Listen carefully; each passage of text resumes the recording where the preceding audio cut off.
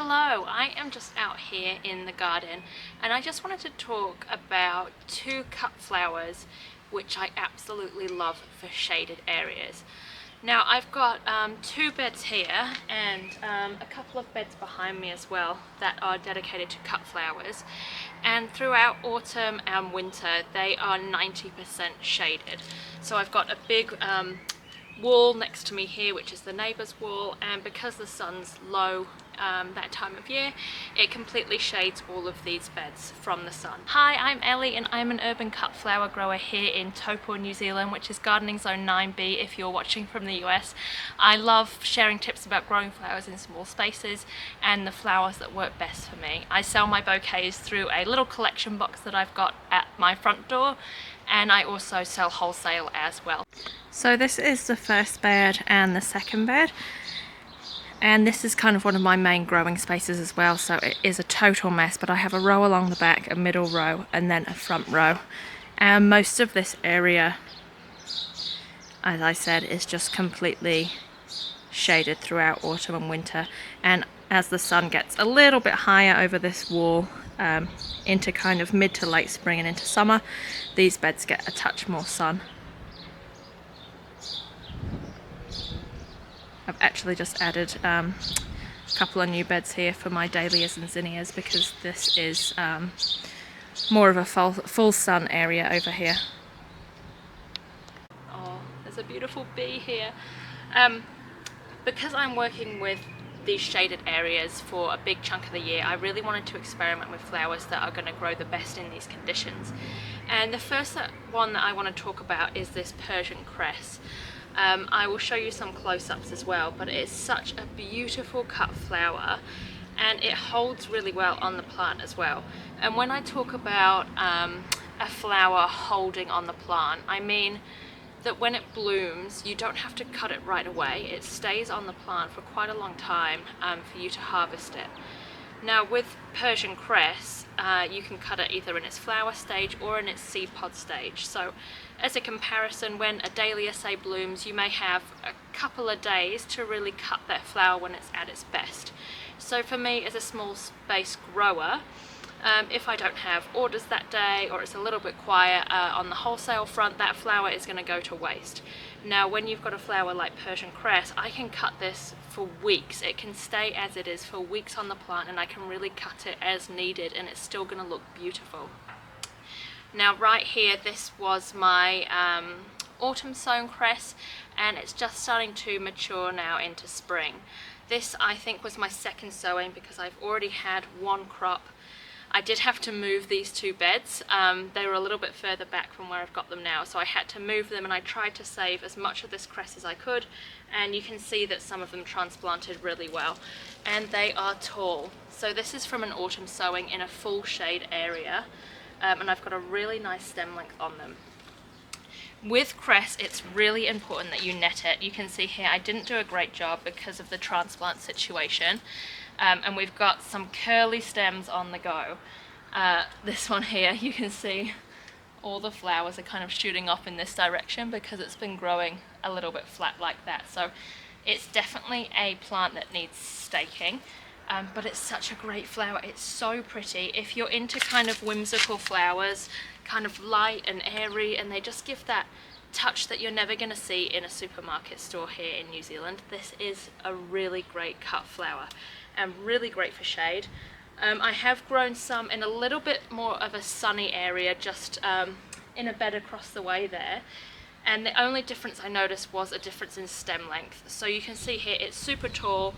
In the one that's in kind of part sun and shade, I got maybe an extra foot of stem length from that. But growing for bouquets, I don't really need it, so it's just perfect for a shady spot that you can't kind of do much else with maybe. It is a beautiful filler flower. It's not a big focal bloom like say a dahlia or a sunflower, but it's just flowers like these I think that add that really special touch to bouquets. And it's flowers like these that really show this isn't a mass-produced product. Woo! Nearly fell over. It's not a mass-produced product, it's locally grown. It's just beautiful. I will show you some close-ups of the Persian cress. Now, I know I've spoken about this before, but I am a seed sowing control freak. There's very, very few plants that I will direct seed, but the two flowers I'm going to talk about today, I do direct seed.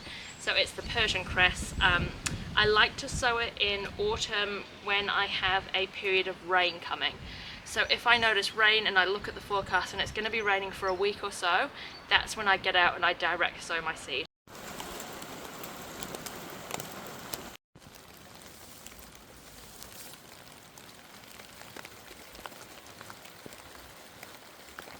I do go down with the Tui quash pellets if you're here in New Zealand as well. They are just a kind of more natural slug pellet, so I do protect them from those slugs and snails that are going to want to eat very young seedlings. But it's a beautiful one to direct sow. It will pop up in 24 hours if you're sowing in spring. If you're sowing in autumn, I found it can take about a week to pop up just because the temperatures are very cold here that time of year and it just hasn't got that warmth. If you do still prefer to sow it in trays inside, it will germinate within 24 hours. But it's one that I've really found it's not necessary to start in trays, just sprinkle the seed where you want it. It's very easy to save seed from as well. I'll show you what the seed pods look like. So this here is one that I am letting go to seed because I want to save seed from it. You can see how this one's turned a little bit brown, but this one here, just try and move it into the shot, it's got the beautiful green seed pods, and this is what I mean by it holds really well on the plant. So that stage is beautiful for use in bouquets as well, and I think it's just as pretty as when it's in bloom with the white flowers. This one here, I'll just wait till this matures on the plant and then I'll harvest the seeds and I'll scatter them down again. So you can see it's got these masses of very delicate white flowers. Now the thing with this cress is it's not cut and come again, so you do only get one cut per seed, but I just sow it very densely. I would sow thousands of seeds in this little area that I've got here. And you can also succession sow, so I would sow just scatter a batch of seeds and then 2 weeks later I'd come in and do the same thing.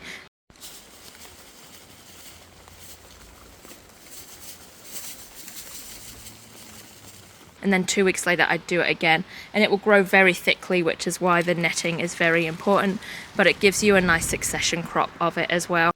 Just harvested some here for a bunch for tomorrow.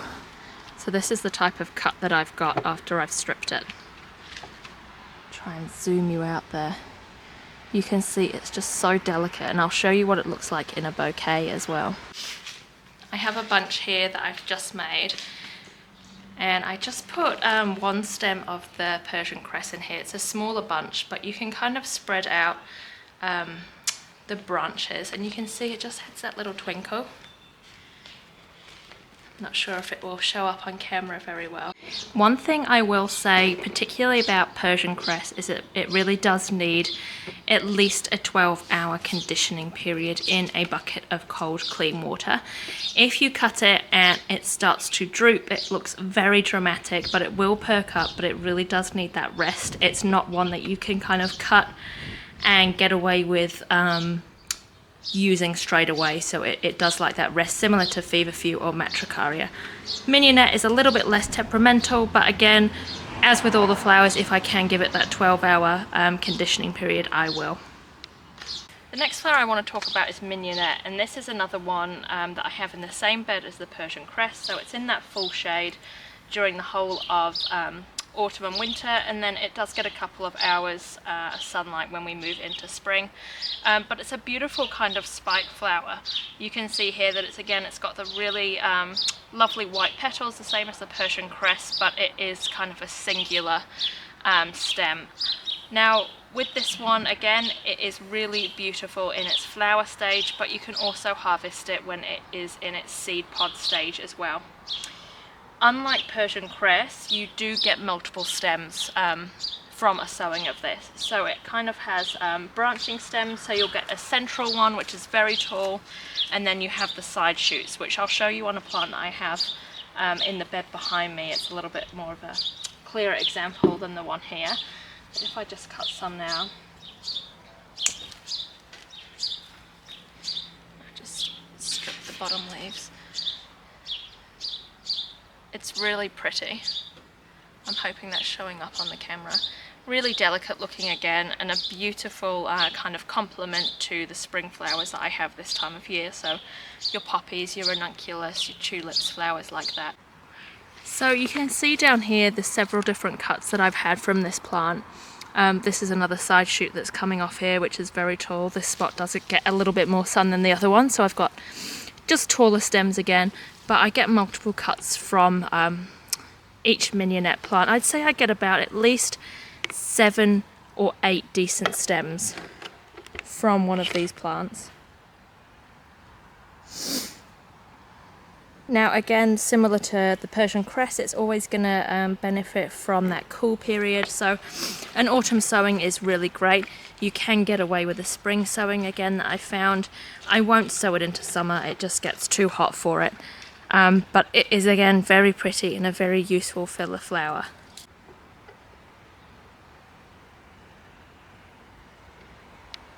So this is one where I've just used a couple of stems of mignonette in there as well.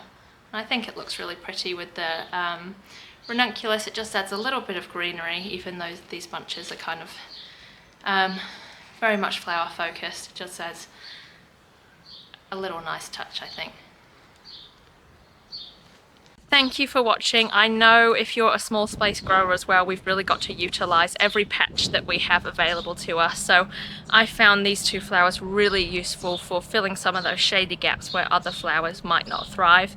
They are filler flowers, I know I've said that before, but they are really, really worth their weight in gold, I have found. So if you already grow these or you're gonna try them, I recommend waiting until autumn now to sow, unless you're maybe in the South Island and you get those cooler temps, then they should be fine to sow from. Now, I am going to do a sowing of Persian cress again soon, just as an experiment to see how late I can push it in the season, so I'll keep you updated on that in future videos, but I hope to see you next time.